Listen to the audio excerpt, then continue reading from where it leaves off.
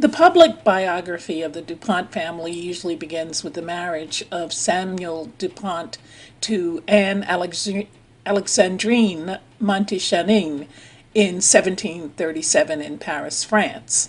Now, although Anne was a Huguenot, she was a medium with the spirit world, and Anne came from an ancient noble family that lived in Burgundy, France. It is quite possible that it was Anne's bloodline that gave the DuPonts their occult power. Anne's bloodline may possibly tie into the House of David.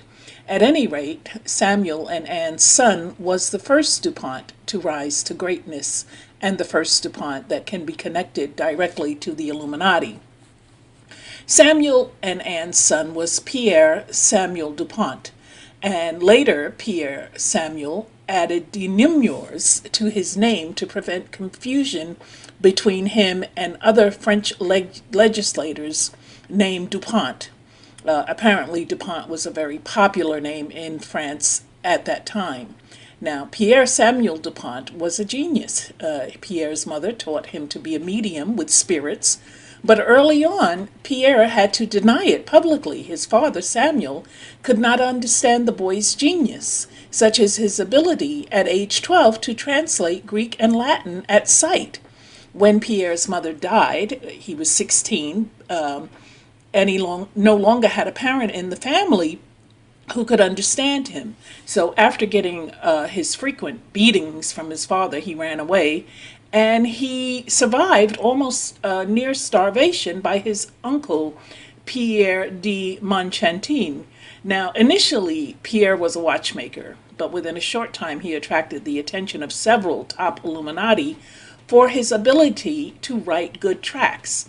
And these articles that advocated various economic and political views that these men wanted promoted. So Pierre joined the Freemasons, and at some point he was Illuminized, as most of the French lodges would become illuminated at that time. Now, although Pierre went through severe financial difficulties after the French Revolution, he regularly made payments to Masonic organizations in France. And besides being friends with all of the famous Masons of the time, one Mason brother, which was worthy of note, is the French astronomer Lalande, who helped hide him during the Revolution. Now, someone very powerful protected Pierre Samuel during the French Revolution. This is hinted at by the historian Pierre Jailly. And although Jailly never gives his protector's name, I believe he was protected because Dupont was part of this inner satanic hierarchy. He was also protected by the daughter of Swiss financier Jacques Necker. Now, this daughter was Madame Germaine de Stael, and the Madame was a close friend of Pierre Samuel, and she operated a famous salon cat house. In other words, she had a whorehouse. And Madame de Stael was nothing less than an intimate friend of Saint Simon. She shared his occult revolutionary ideas, and Henry de Saint-Simon was a student and a friend of Jacques Rigoma Bazin. And he was associated with the inner circle of several occult-based revolutionary groups during Pierre Dupont's time in France. Now, Saint-Simon was the author of the New Christianity, which foreshadowed the creation of international communism. In the early 1800s, the Saint-Simons suggested that the date 2000 be the target date for the New World Order. And in order to rearrange the world into the New World Order, a number of items and stages needed to occur. Now, this was in the 1800s that these plans were made. Among the plans were 2 canals, one through the Suez and one through Panama. They said these were needed to create independence between the nations. They also suggested a high dam on the Nile. They suggested technological transformation of the earth and the biological creation of a new androgynous humanoid. Pierre Samuel was a key figure in attempts to create a national education system in both Poland and the new United States. a national education system was a Masonic Illuminati goal to control education and to take it out of the hands of sincere Christians. And what do we have in present day U.S.? Church has been taken out of the school. It's the worst thing they could have ever done. I said this frequently in many of my videos. The worst thing they ever could have done was take God out of the schools. But they managed to achieve this. Jefferson, who was a Grand Orient Mason and a member of the famous Nine Sisters Lodge, and I'll be doing a video on that at some point. And apparently a key Illuminatus, was a close friend of Pierre Samuel and was instrumental at several key points in Samuel's life when he needed help. Jefferson, and I'm talking about the president, Thomas Jefferson, he arranged for the first gunpowder order, which was a government order. Again, here we see government privilege, executive privilege, and this was given to the Duponts who went into the gunpowder business. Now, Benjamin Franklin, old Ben, a key leader of several secret occult fraternal groups, was also a close friend of Pierre Samuel. When Benny arrived December 1776 in France, one of the first people who sought out to visit with him was Pierre Samuel Dupont. During the next year after that, Dupont was a frequent visitor to Franklin's residence. He had a residence in the village of Passy in France, and in 1783 Dupont expected to sit with Franklin at the treaty table in Paris, but John Adams got the Americans to sign a treaty with Britain without including France. Alexander Hamilton, whose role in the conspiracy is now known, it's common knowledge, he was also Dupont's lawyer in the United States. And later in the United States, after successfully setting up the best gunpowder factory in the world, Eleuthère Irénée Dupont was selected along with his friend Nicholas Biddle to be a director of Hamilton's creation, which was the United States Bank. Now remember that Astor was also selected as the director of this national bank. The Mason Stephen Girard, who lived from 1750 to 1831, initiated into Masonry in 1788 in Charleston, South Carolina, helped establish the second bank of the United States in 1816, and then he served as its director. Girard amassed a $9 million fortune by the time of his death. He was also born in France and became a sea captain. Now, where his money came from is somewhat of a mystery, but I can tell you that he gave large sums of this money to Masonic charities. On January 3rd, 1800, the Dupont tribe arrived in the U.S., and they had very grandiose plans. Part of the plan was to create a new society. And while Victor Marie and his father pursued these grandiose schemes, they failed miserably. Eleuthère Irénée Dupont started a gunpowder business in Delaware, and Irénée's success can be attributed to several factors. One, the French government gave him top secret machinery and plans to produce the best gunpowder possible in that time. It was state-of-the-art technology, and they supplied manpower to help him get it started. The Duponts also had friends in various places that helped them in numerous ways, getting financing, business, and land. The Duponts are a dynasty of kings, and they have been called kings, and rightly so, even if people have been unaware that they are a dynasty of Illuminati kings.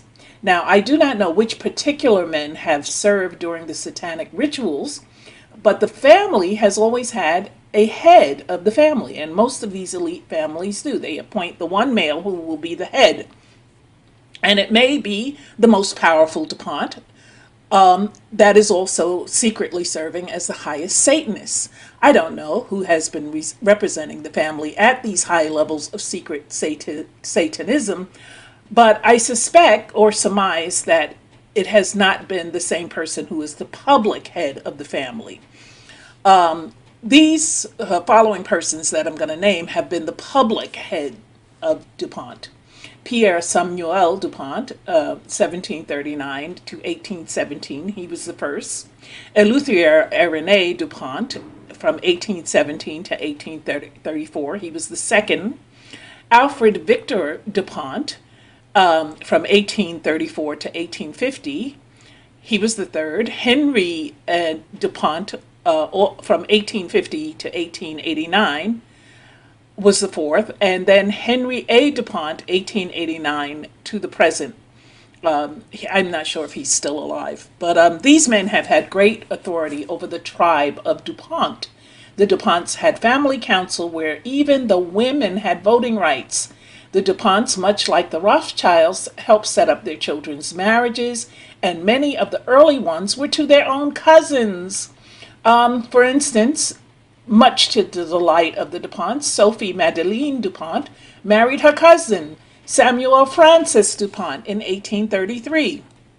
Now, the principal Dupont company is E.L. Dupont de Nemours and Company, whose 1991 revenues were $38.7 billion. And these companies are run by many executives who are not DuPonts, but the DuPont family quietly pulls the strings in the background. And the executives who are in charge are men whose philosophy of life matches the DuPonts. And it is very clear that the DuPont companies are being used in a big way to move us toward the New World Order. The first item concerns how the DuPont workers are being indoctrinated. Now, there's a Christian brother who works for the DuPonts in Tennessee, and he has been secretly undermining the efforts of the DuPont company leaders to turn the workers into New Agers. With the help of other Christians in the plant, the brother finds out what's planned, and then he does his homework so that he can prove to the workers how the New Age ideas are being brought in to subvert their thinking. The company changed from calling all its people employees to calling them initiates. The people at the plant were all sent to the Pecos River training facility by DuPont, and due to the exposure of their New Age subversion, people were not allowing themselves to be led. So this brother, he made a video, and he had it posted online for a while, of the Pecos River training, and there are scenes in it where strangers are kissing each other because the training is designed to break down individuality and to create group thinking with intimacy. These quote-unquote initiates are taught, don't slay the ego is your servant.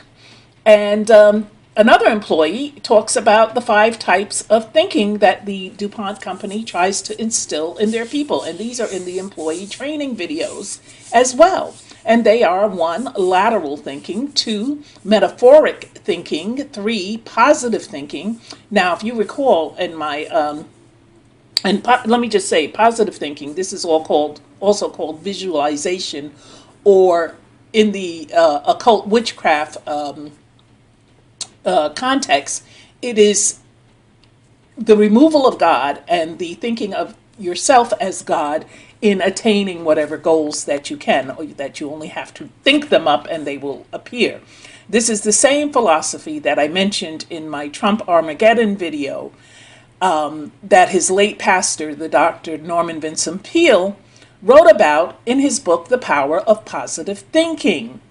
And the reason that, our presidents are constantly being brought up in this equation as relating to the elite and the Illuminati families is because they all play a crucial part in this. So despite whatever you're thinking in terms of your political choices, these people are all in bed together. Do not forget that. Then there's the association trigger and the rapturing and interpreting of dreams. These are all demonic. The Bible speaks clearly about, and this is where I have to pray.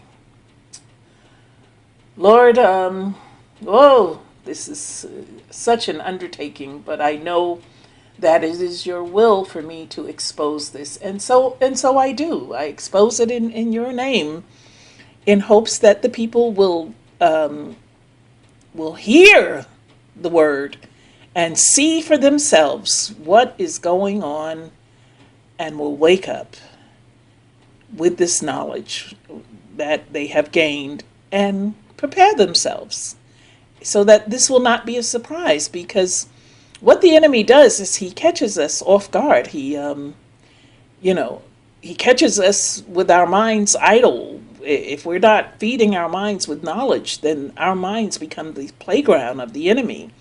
And so I thank you for this assignment to open people's minds and to keep their mind active and alert to what's going on, so they're not caught off guard, so that they do know what is happening and how they can prepare themselves to the best of their ability to avoid the calamities of what is yet to come. I thank you for the subscribers, Lord. I thank you for those who just check in for the knowledge. And as always, Lord, I thank you for the magnificence that you have done in my life. In Jesus' mighty name.